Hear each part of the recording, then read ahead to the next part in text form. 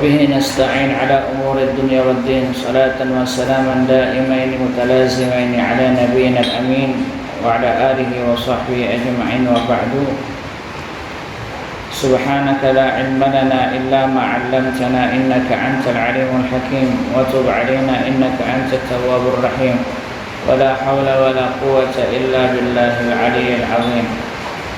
وقال المؤلف رحمه الله تعالى في حديث عن صهيب رضي الله عنه وأرضاه أن رسول الله صلى الله عليه وسلم قال كان ملك في من كان قبلكم وكان له ساهر فلما كبر قال لملك إني قد كبرت فابعث إلي غلاما يعلمه السحر فبعث إليه غلاما يعلمه فكان في طريقه إذا سلك راهب وقعد إليه وسمع كلامه فأعجبه فكان إذا آتى الساحر مر براهب وقعد إليه فإذا آتى الساحر ضربه فساك ذلك إلى الراهب فقال إذا خشيت الساحر فقل حبسني أهلي وإذا خشيت أهلك فقل حبسني الساحر. فبينما هو كذلك إذ أتى على دابة عظيمة قد حبست الناس فقال اليوم أعلم الساهر أفضل أم الراهب أفضل فأخذ حجرا فقال اللهم إن كان أمر الراهب أحب إليك من أمر الساهر فاقتل هذه الدابة حتى يمضي الناس فرماها وقتلها إلى آخر hadis. Bapak Ibu sekalian yang dimuliakan oleh Allah Subhanahu wa taala. Bersyukur kehadirat Allah di kesempatan subuh kali ini. Sama-sama kita mengucapkan syukur nikmat kepada Allah dengan mengatakan alhamdulillah. Salawat teriring salam tidak lupa kita haturkan kepada junjungan kita Nabi besar Muhammad sallallahu alaihi wasallam dengan mengucapkan salawat Allahumma shalli ala sayyidina Muhammad wa ala alihi wa sahbihi ajma'in wa ba'du. Di hari yang hujan seperti ini, di antara hadis yang diriwayatkan oleh Anas bin Malik menyatakan bahwa apabila hujan itu telah diturunkan maka di antara waktu ijabah dibukakan oleh Allah Subhanahu wa taala. Mudah-mudahan apa yang dihajatkan oleh Bapak Ibu pada kesempatan kali ini terpintas di dalam hati saja Allah dengarkan dan dikabulkan segala hajat kita. Amin ya rabbal alamin. Pada kesempatan kali ini ulun ingin meneruskan hadis yang kita kaji pada pertemuan sebelumnya. Pada pertemuan sebelumnya hadis yang diriwayatkan oleh Abu Sa'id Al-Khudri tentang orang yang membunuh 99 manusia, lain membunuh nyamuk tuh lain. 99 sampai digenapkan menjadi 100 lalu mencari jalan taubat.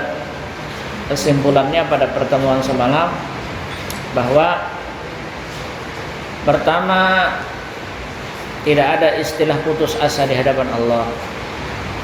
Ketika orang datang penuh dengan harapan meminta ampunan kepada Allah, maka Allah tetap akan mengampuninya.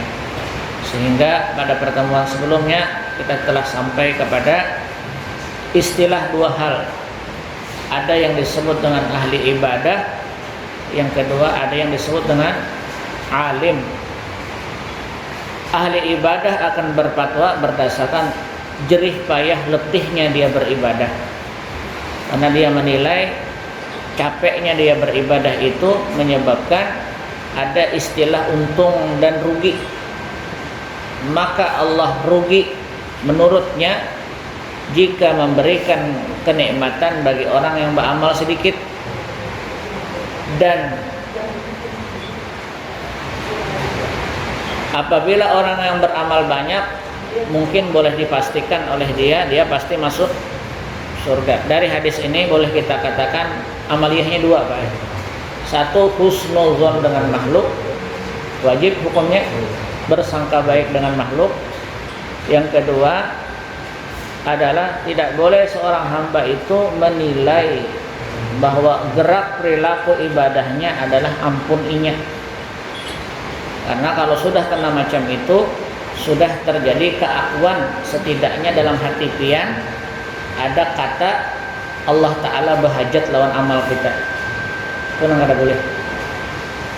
Sehingga kalau kita menghitung-hitung macam itu sama dengan standar Mu'tazilah. Artinya amal soleh kita ini sangat dihajatkan oleh Allah. Nah, kuncinya yang nomor satu juga tetap husnuzon dengan makhluk, itu maksudnya. Nah, ini hari ini hadisnya terpanjang, mudah-mudahan tuntung. Kadang kita lanjutkan di pertemuan akan datang. Ada cerita, jadi 30 pertemuan ke depan kita berkisah aja, 30 kisah dari lisannya Rasulullah Sallallahu Alaihi Wasallam. Jadi bukan dari lisan ulun, tapi Nabi Muhammad yang berkisah ke kita.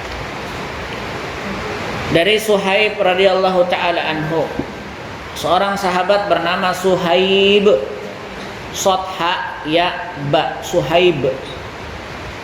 Suhaib ini sahabat Nabi, muhajir. Dia orang yang tinggal di Mekah. Kekayaannya berlimpah, setara dengan Abdurrahman bin Auf. Jadi orang yang masuk Islam ketika masa di Mekah itu yang kaya, yang berduit, yang beruang, di antaranya Suhaib. Jadi ada Abdurrahman bin Auf. Abdurrahman bin Auf ini baik apa ujar Nabi, didukung terus dengan uang, dengan harta. Nah, sama Suhaib. Ketika terjadi hijrah ke Madinah, di antara yang ditahan oleh orang-orang kafir Quraisy adalah Suhaib. Suhaib, ikam bisa aja tulak ke Madinah. Kamu hijrah meninggalkan kota Mekah bisa, tapi syaratnya dua. Pertama, harta yang ikam miliki tinggalkan. Ikam keluar dari kota Mekah dengan sebatang kara saja, tidak boleh membawa harta. Sedangkan separuh kota Mekah perniagaan itu modalnya dari Suhaib. Bayangkan Ben, tantangannya itu. Dua, ikam punya keturunan, anak. Maka bila mana engkau hijrah, kalau ikam punya anak 3, 2 ditahan, 1 silahkan bawa. Kayak apa kira-kira Pak kegandangan anak nih? Jadi kunci supaya orang tuh boleh pulang ke kota Mekah. Kata Suhaib dengan jelasnya,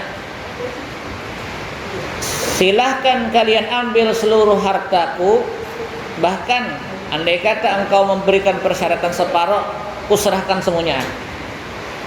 Ambil semua harta. Yang penting engkau tidak menegahku bersama Nabi Muhammad SAW untuk meninggalkan kota Mekah. Mendengar hal yang demikian, Nabi mengatakan, Rabihas Suhaibu, Rabihas Suhaibu.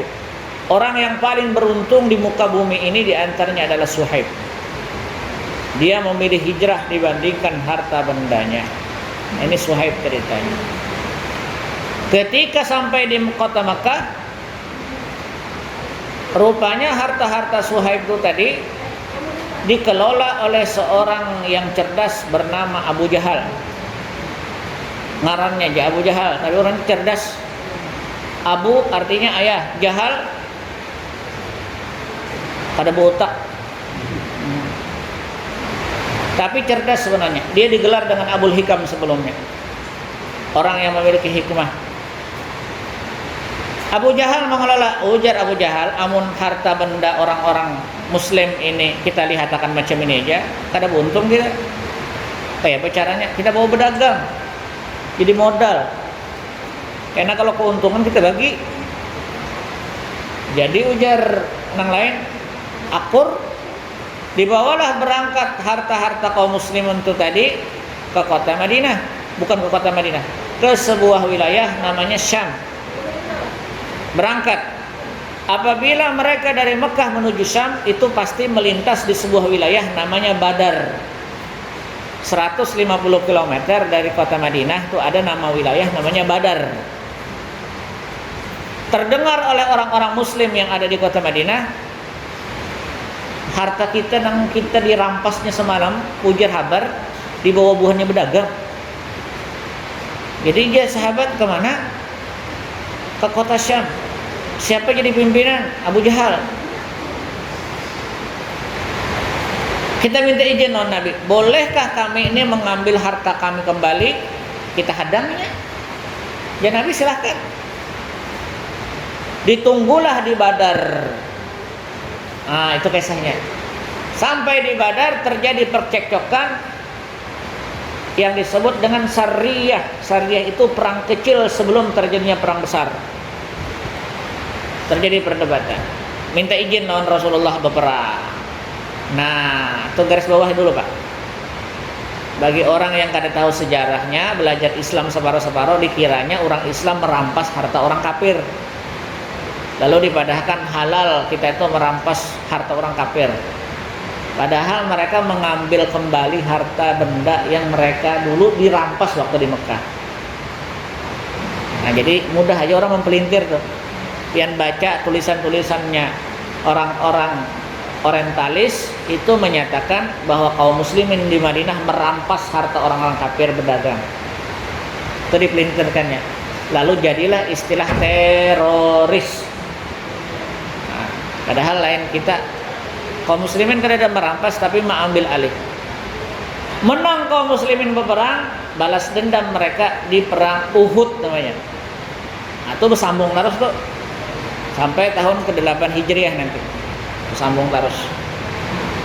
Nah, di antara aktor perang Badar adalah Suhaib ibnu Sahal. Ini sahabatnya.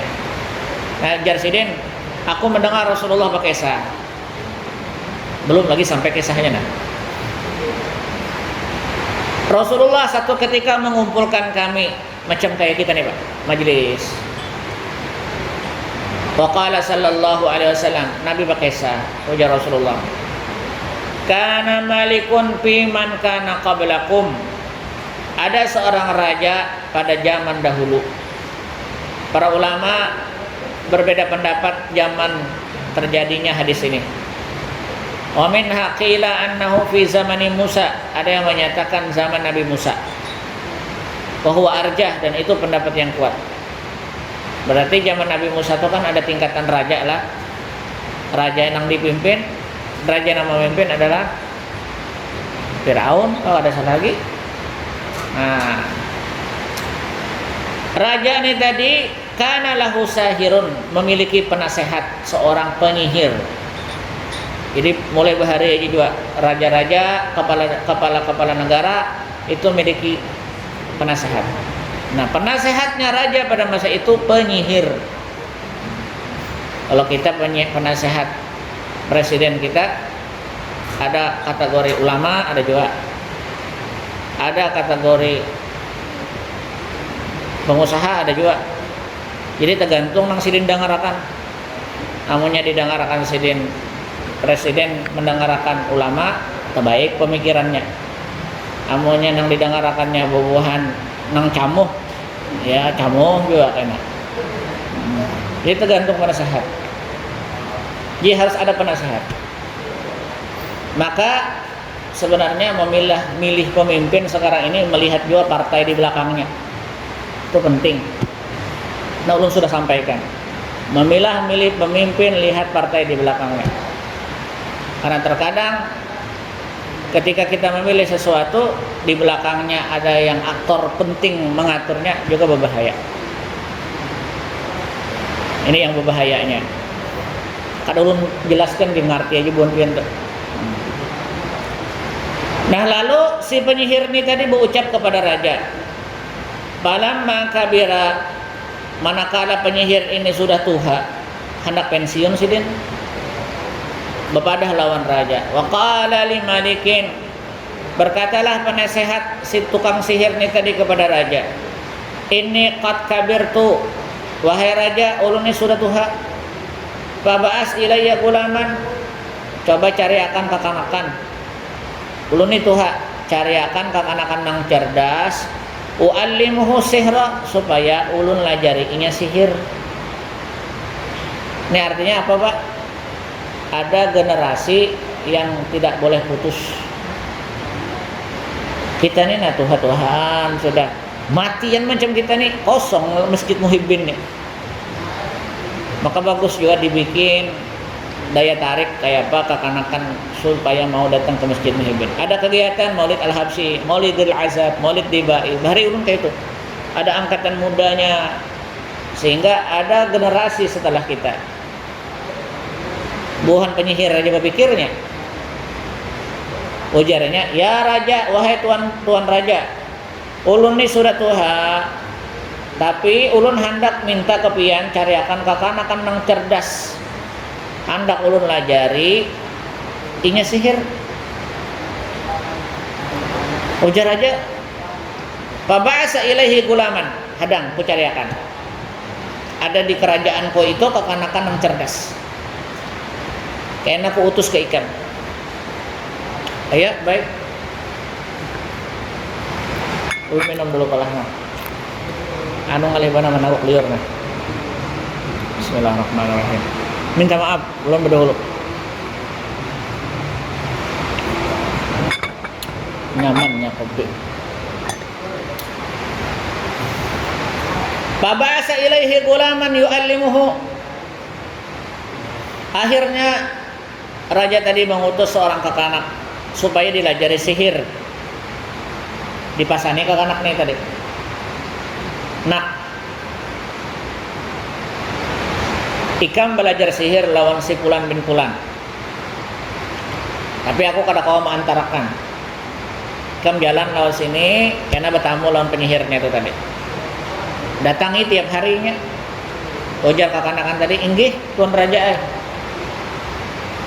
Dikader ke jurang wah ini pak. Nah, dikader. Semua ada pengkaderannya. Ulama ada pengkaderannya. Fakana fi tariqihi idza salaka rahibun ay abidun. Waktu di jalan menuju ke mana? Ke tukang sihir ini tadi, rupanya tetamu orang alim. Kan Allah Taala kuasa hendak mengulahkan pengarahnya petunjuk tuh tadi. Ketika sampai kepada orang alim ini tadi, ujar orang alim duduk lo setumat. Faqa ada ilaihi, duduklah kakanakan ini tadi dihiga. Wasami akalamahu, mendengarkan cerita-cerita nasihat-nasihat orang alim ini tadi. Nah jadi harus ada daya tariknya juga. Pian melajari kakanakan pian, amun inya kada ketujuan pian, wah kada diheraninya kita. Tapi jangan juga ditimbai lawan hadiah. Amunnya ikam nakai nama kama sigit, abah beri ikam coklat harot tagihnya terus pian.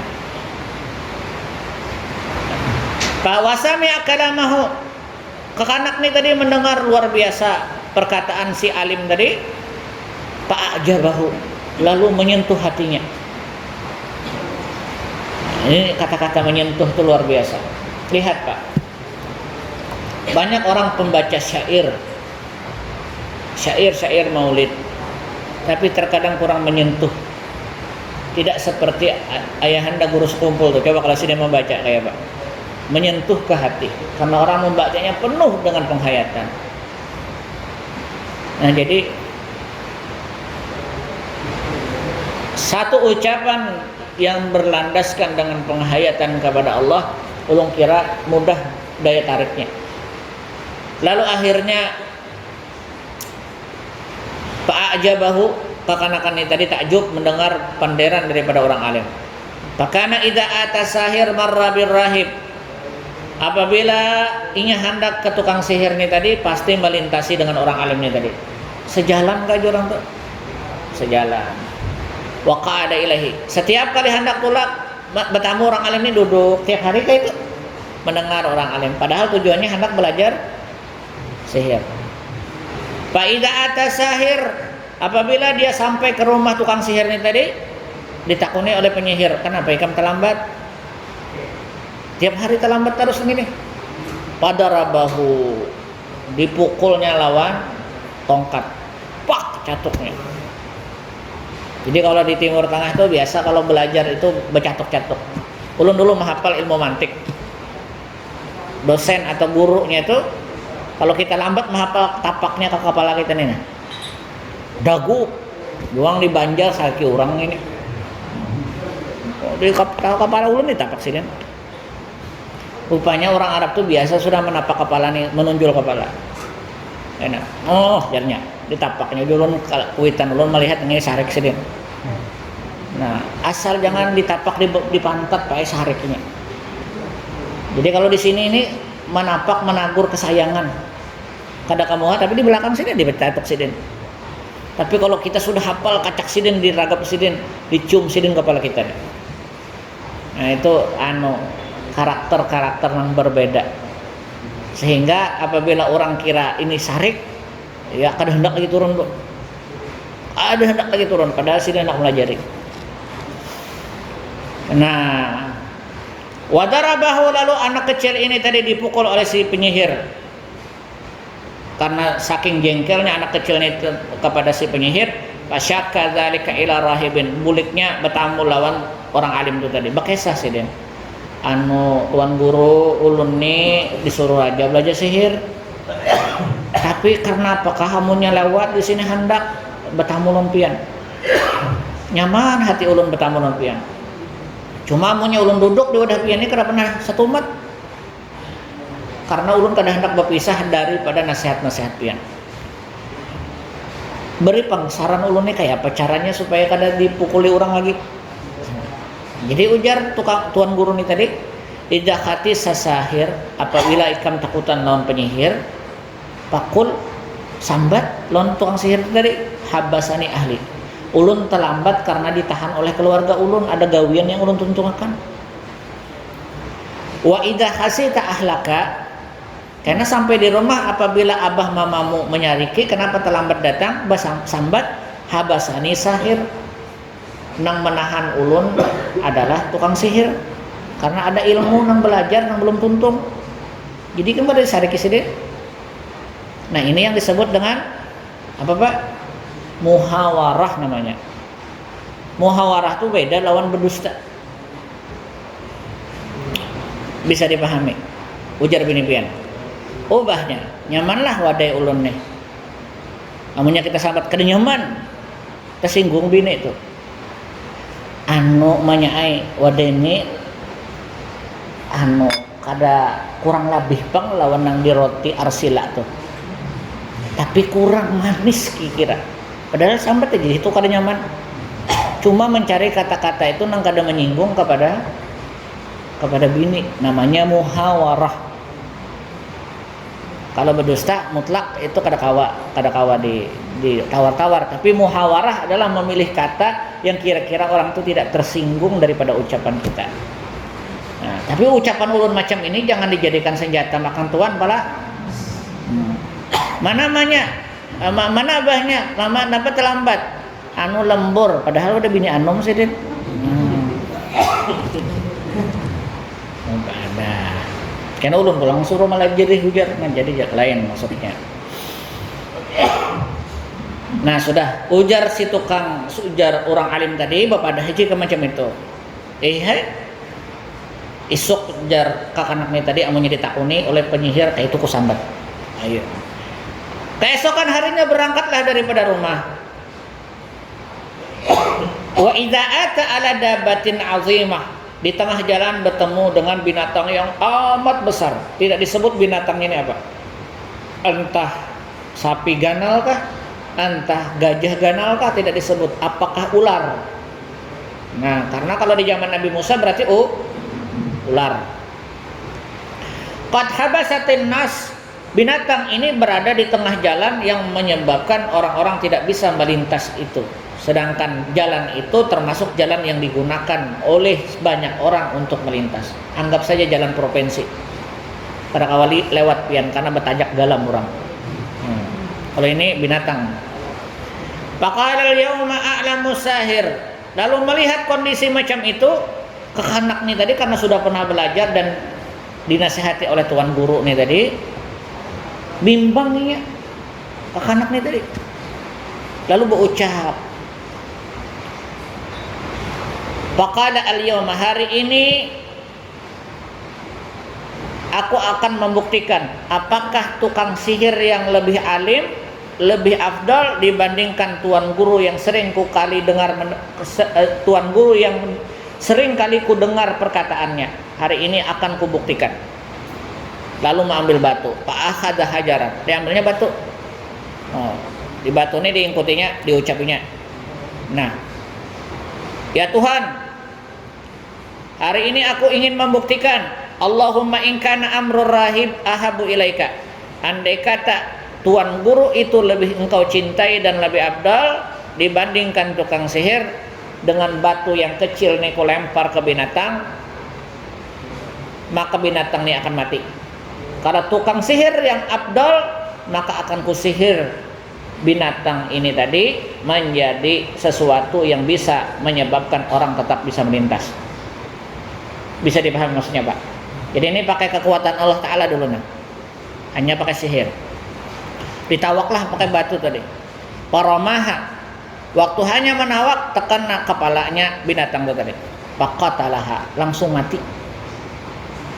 Ini kisah orang baru, kisah Nabi, Pak. Langsung mati. Jadi tergantung juga terkadang. Dulu almarhum Pak Haji Kastalani LC, masih ingat pen?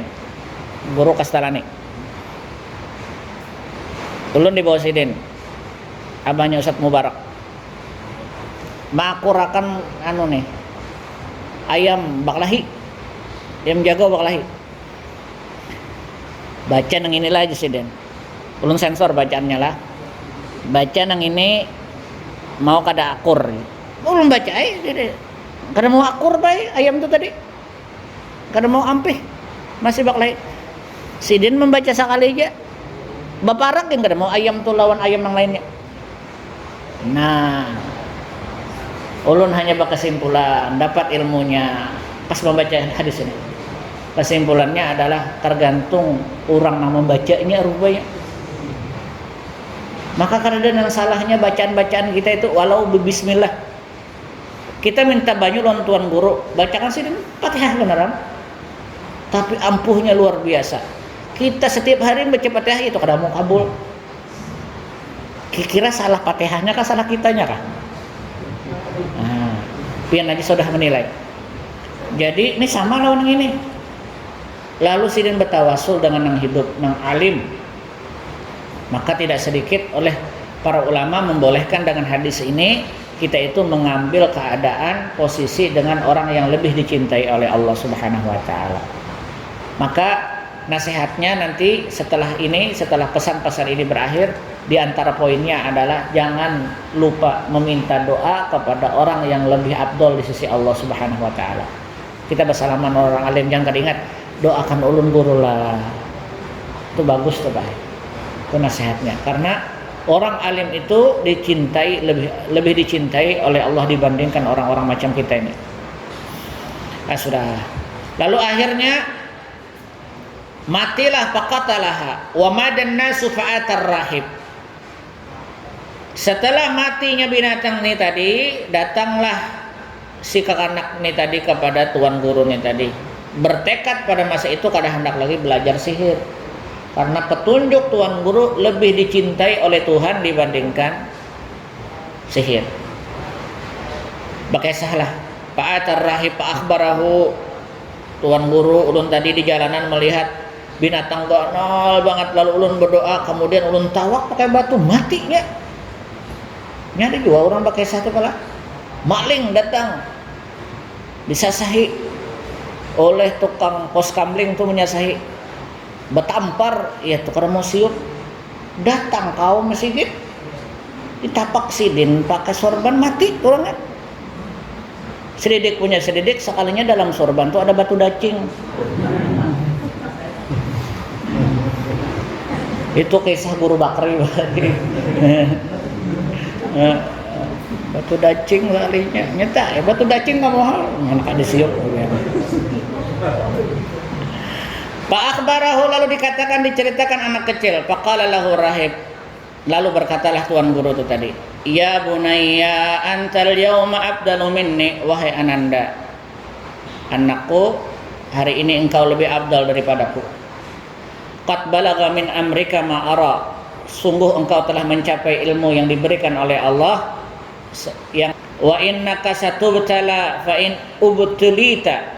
Tetapi sayangnya dengan ilmu yang ada yang besar yang macam ini, yang luar biasa ini, ikam pasti akan diuji oleh Allah Subhanahu wa taala. Nah, jadi ilmu itu Pak, ujar Syekh Hasim Muzadi, ujar Sidin, orang yang alim itu cara berjakatnya dengan menyampaikan ilmunya.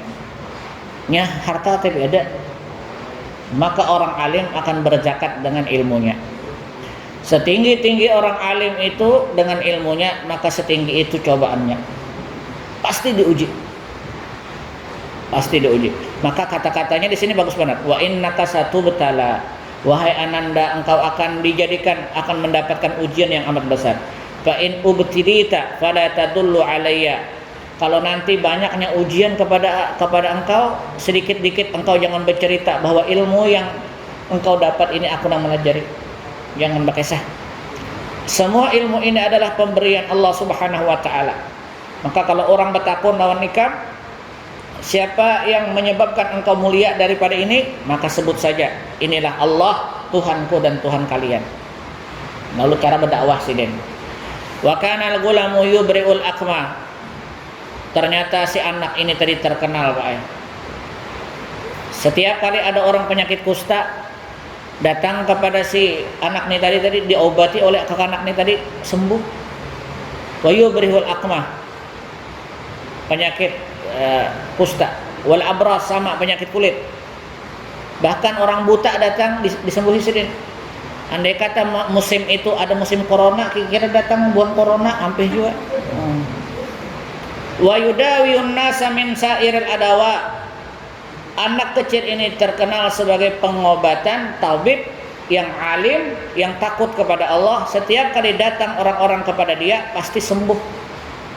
Pasami aja di sunnil malik, terdengarlah viral. Padahal pada masa itu kalau ada YouTube masih viral, terdengar semua. Nah, di antara orang yang mendapatkan ujian adalah ajudannya raja. Ajudan raja ini kena penyakit yang tidak bisa ia melihat atau buta. Ajudan raja ini buta. Wa kana qad amiya fa'atahu bihadaya katsira. Lalu diberikan saran kepada ajudan raja ini, coba ikam datang lawan si Fulan bin Fulan, anak halus saja orangnya, karena kan masih anum orangnya. Datanglah ajudan raja ini kepada si kakak anak ini. Fa'atahu bihadaya katsira. Diberikannya hadiah yang sangat banyak. Faqala maha huna. Jadi jar kakanakan tadi, apa hajat pian membawa hartanya banyak banget? Ulun kada perlu. Ajma'u in anta syafaitani. Aku kumpulkan semua harta ini dengan catatan engkau menyembuhkan penyakit butaku ini. Faqala inni la asfi ahadan innama yasfi Allah. Jadi jar anak kecil itu tadi, wahai ajudan raja, ulun tidak bisa menyembuhkan satu penyakit pun kecuali dengan izin Allah. Sesungguhnya yang menyembuhkan adalah Allah Ta'ala. Nah, ini tajalli kudrat Allah di dalam sebuah sesuatu. Itu tajalli. Nampak di mata adalah kopi. Ketika kita meminumnya, bismillahirrahmanirrahim, sampai haus. Kira-kira bila mana kita memandang air kopi ini tadi, maka terdinding kita lawan Allah Ta'ala. Dengan sebab kopi hilang dahaga, berarti penyebabnya kopi menghilangkan dahaga, tapi hakikat yang menghilangkan haus adalah Allah Ta'ala. Cuma ini ngarannya baju dalam, pada usah diungkai. Usah diungkai. Apabila pian ungkai, pian jadi ketawaan orang. Tetapi ada masanya terungkap itu. Apabila mau nyepiin di rumah, paham maksud orang? Dalam kondisi-kondisi tertentu kita harus ucapkan sebagaimana anak kecilnya tadi, innama yasfi Allah, yang menyembuhkan engkau bukan aku tapi Allah. Fa in anta amanta billah, catatannya, jika engkau yakin dengan Allah Ta'ala, da'autullah, hari ini akan kudoakan ikam kepada Allah, fasyafaka, pasti Allah akan sembuhkan. Lalu pembantu raja atau ajudan raja ini fa'amana billah, mengucapkan, mengikrarkan keimanannya kepada Allah dengan perantara anak kecil itu tadi. Fasyafahullahu ta'ala, lalu Allah sembuhkan mata ajudan itu, sembuh seketika. Fa'atal malika, pulanglah dia ke kerajaan.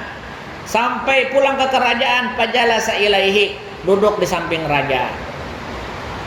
Bingung raja, karena yajlisu, sebagaimana mestinya dia duduk di samping raja.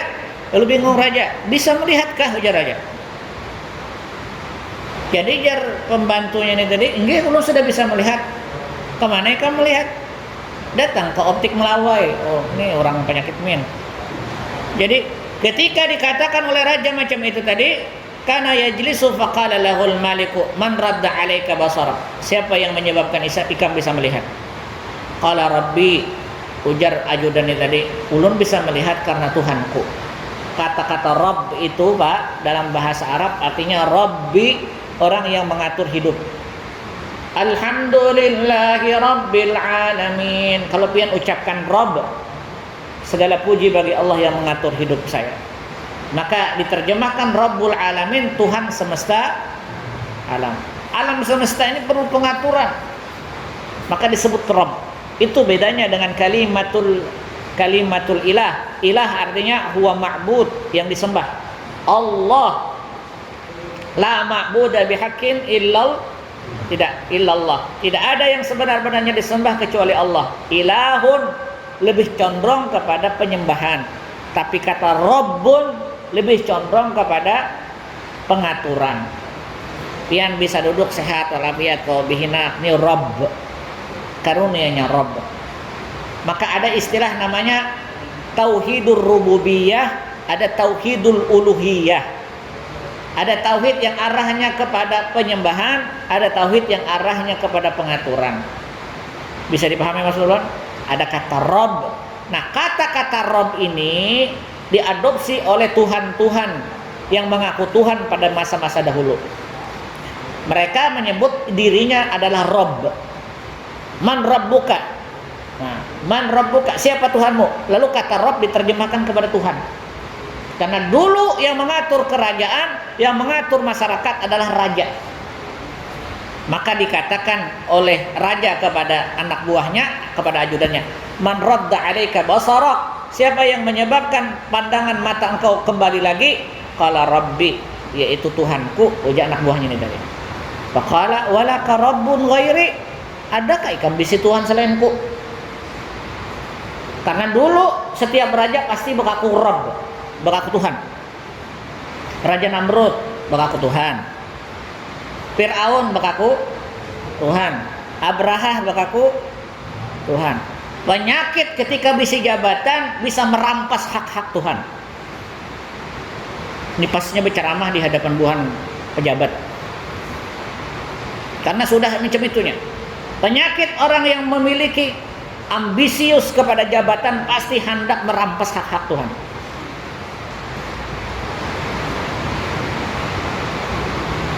Idh qala Ibrahim rabbi arini kaifa tuhyil mauta, bukan. Falamma, surah Al-Baqarah juz 3 sebelah kanan. Tolong pada ingat. Ketika Nabi Ibrahim berdialog kepada Raja Namrud, wahai raja, Tuhanku bisa menerbitkan Tuhan dari sebelah timur. Kalau engkau raja, terbitkan matahari dari sebelah barat. Ayo datangkan. Karena berlaku Tuhan. Tuhanku kau sudah mendatangkan dari timur. Nih kembali. Falamma haja Ibrahim rabbi. Allahu Akbar. Nah, ya ingat lagi nah. Juz 3 sebelah kanan surah Al-Baqarah. Allahu waliyul ladzina amanu yukhrijuhum minadh dhulumati ilan nur wal ladzina kafaru awliya'uhumut taghut yukhrijunahum minan nuri ilal dhulumat ulaika ashabun nari hum fiha khalidun. Terus ayat seterusnya di bawah. Nah, itu yang menyebabkan kekuasaan akhirnya merambat kepada kekuasaan ketuhanan. Lalu dikatakan qala rabbi wa rabbuka Allah, ujar ajudan itu tadi, Tuhanku dan Tuhanmu adalah Allah. Fa akhadahu, dikacaknya oleh raja si ajudan ini tadi. Apa ujar ikam tadi? Maka yang disebut Tuhan itu aku, kenapa ikam bekaku bahwa Tuhan itu ada yang lain? Jadi ya ajudan, Tuhan ulun, Tuhan pian sama Allah Ta'ala. Dikarasinya, fa'akhadahu, dikacaknya, ditangkapnya, diborgolnya. Falam yazal yu'adzibuhu, disiksalah anak buah ini tadi sampai mau bekaku kembali kepada keyakinannya bahwa Tuhannya adalah raja tadi. Hatta dala ala gulamin. Siapa yang melajari ikam ujar raja? Seorang anak kecil. Siapa ngarannya? Fulan bin Fulan. Paji abi gulamin. Lalu datanglah dengan anak kecil itu tadi. Faqala lahul malik ayyub ya bunayya qad balaga min sihrika. Pas bertemu raja setelah diberikan informasi bahwa yang menyembuhkannya adalah anak kecil itu tadi, bertamulah raja. Oh, ini bahari utusanku anaknya tadi. Dia belajar sihir, berarti salah tuh maksudnya. Dia bisa menyembuhkan ini karena sihirnya. Lalu ujar raja, faqala lahul maliku, wahai anak kecil, sungguh luar biasa ilmumu, sihirmu. Engkau bisa menyembuhkan orang penyakit kusta, penyakit kulit, buta. Wa taf'al ma taf'al. Engkau melakukan sesuatu yang engkau hendaki. Faqala, ujar anak kecil tadi, inilah asfi ahadan. Wahai tuan raja, ulun tidak menyembuhkan, tetapi yang menyembuhkan adalah Allah Ta'ala. Sama kata-katanya ini tadi. Mendengar Allah. Fa'akhadahu. Dari mana ikam dapat kata-kata Allah ini? Nah, paham maksudnya Pak? Kata Allah itu lebih spesifik kepada ma'budiyah, kepada penyembahan. Makanya anak kecil tadi, innama yasfi Allah, sesungguhnya yang menyembuhkan adalah Allah. Fa'akhadahu, diambil, dikacak anak kecil tadi. Falam yazal yu'adzibuhu, disiksanya. Jadi raja, kadang mungkin ikam belajar lawan penyihir nih. Siapa belajar ikam? Sampai disiksa, kada tahan lagi disiksa. Kita tunjuklah kepada tuan guru itu tadi. Ada tuan guru alim besar, Paji Abi Rahibin. Ujar raja, anak buah, cari si tuan guru itu tadi. Didatangkan. Faqala lahu irji an dinik. Datanglah tuan guru itu tadi di hadapan anak kecil. Ikam berdua, ujar raja, berbalik ke agama kalian. Pak Aba, dia tidak mau. Pada'a bil minsar. Ujar raja, ambil gergaji. Gergaji Pak. Gergaji kayak apa gergaji nengganal tuh. Didatangkan gergaji di hadapan raja. Pawada al-mi'saru fi mipraki ra'sihi. Lalu tuan guru tuh tadi dibelah oleh raja dengan gergaji di kepalanya supaya melapaskan iman. Ini ujian bagi orang Bahari. Nyawa. Gergaji diangkat di atas kepala, digayatakan ke kepala kita, belah dua. Itu ujian daripada orang-orang Bahari.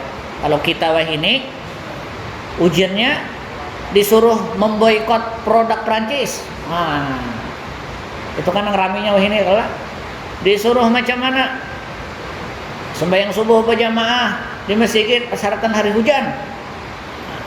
Nah, ini anunya tantangan kita. Nah, jadi dikatakan oleh raja macam itu kepada tuan guru itu tadi, matilah atau meninggallah di hadapan anak kecil tuan guru ini tadi. Waqila summa waqa'a shifa'u summa ji'a bi ghulamin faqila lahu. Kerajaan ini rupanya sayang lawan anak kecil nih tadi, Pak. Ketika sayang dengan anak kecil nih tadi dibisai, wahai anak kecil, wahai anakku, kembalilah engkau kepada agamamu semula. Aku tidak akan menyiksamu jika engkau kembali. Dua orang ajudan dan si tuan guru sudah mati di hadapan engkau. Sekarang ikam aja lagi nambah bulik. Kalau ikam babulik ku ampuni, kalau kada ku siksa terus. Karena anak dimati kada. Ini masih sayangnya raja.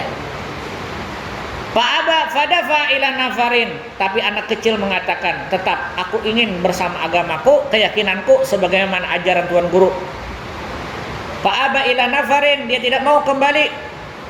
Faqala, lalu kata raja, idhabu bihi ila jabalin kada wa kada. Kalau kayak itu, ujar raja, ikam akan kusiksa, dibawa oleh ajudan-ajudanku, dibawa ke atas gunung untuk dilemparkan dari atas gunung itu tadi.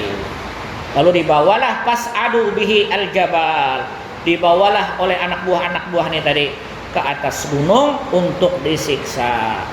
Bagaimana cerita selanjutnya? Insya Allah kita lanjutkan di pertemuan akan datang. Nah, di channel dan frekuensi yang sama.